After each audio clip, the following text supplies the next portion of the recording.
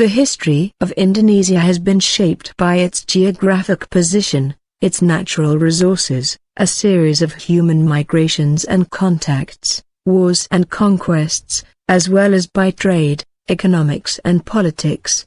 Indonesia is an archipelagic country of 17,000 to 18,000 islands, 8,844 named and 922 permanently inhabited, stretching along the equator in Southeast Asia. The country's strategic sea lane position fostered inter-island and international trade. Trade has since fundamentally shaped Indonesian history. The area of Indonesia is populated by peoples of various migrations, creating a diversity of cultures, ethnicities, and languages. The archipelago's landforms and climate significantly influenced agriculture and trade, and the formation of states. The boundaries of the state of Indonesia represent the 20th century borders of the Dutch East Indies. Fossilized remains of Homo erectus and his tools, popularly known as the Java man, suggest the Indonesian archipelago was inhabited by at least 1.5 million years ago. Austronesian people, who form the majority of the modern population, are thought to have originally been from Taiwan and arrived in Indonesia around 2000 BCE. From the 7th centuries, the powerful Srivijaya naval kingdom flourished, bringing Hindu and Buddhist influences with it. The agricultural Buddhist Sailendra and Hindu Mataram dynasties subsequently thrived and declined in inland Java.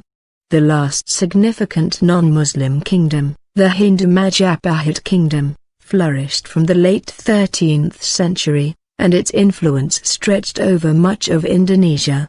The earliest evidence of Islamized populations in Indonesia dates to the 13th century. In northern Sumatra, other Indonesian areas gradually adopted Islam, which became the dominant religion in Java and Sumatra by the end of the 16th century. For the most part, Islam overlaid and mixed with existing cultural and religious influences. Europeans such as the Portuguese arrived in Indonesia from the 16th century seeking to monopolize the sources of valuable nutmeg, cloves, and cubeb pepper in Maluku. In 1602 the Dutch established the Dutch East India Company, VOC, and became the dominant European power by 1610. Following bankruptcy, the VOC was formally dissolved in 1800, and the government of the Netherlands established the Dutch East Indies under government control. By the early 20th century, Dutch dominance extended to the current boundaries. The Japanese invasion and subsequent occupation in 1942–45 during which ended Dutch rule, and encouraged the previously suppressed Indonesian independence movement. 2 days after the surrender of Japan in August 1945, nationalist leader, Sukarno, declared independence and became president. The Netherlands tried to re-establish its rule, but a bitter armed and diplomatic struggle ended in December 1949, when in the face of international pressure, the Dutch formally recognized Indonesian independence. An attempted coup in 1965 led to a violent army-led anti-communist purge in which over 500,000 people were killed.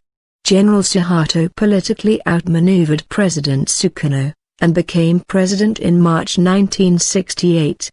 His New Order administration garnered the favor of the West, whose investment in Indonesia was a major factor in the subsequent 3 decades of substantial economic growth. In the late 1990s, however, Indonesia was the country hardest hit by the East Asian financial crisis, which led to popular protests and Suharto's resignation on the 21st of May 1998. The reformist era following Suharto's resignation has led to a strengthening of democratic processes, including a regional autonomy program, the secession of East Timor, and the first direct presidential election in 2004.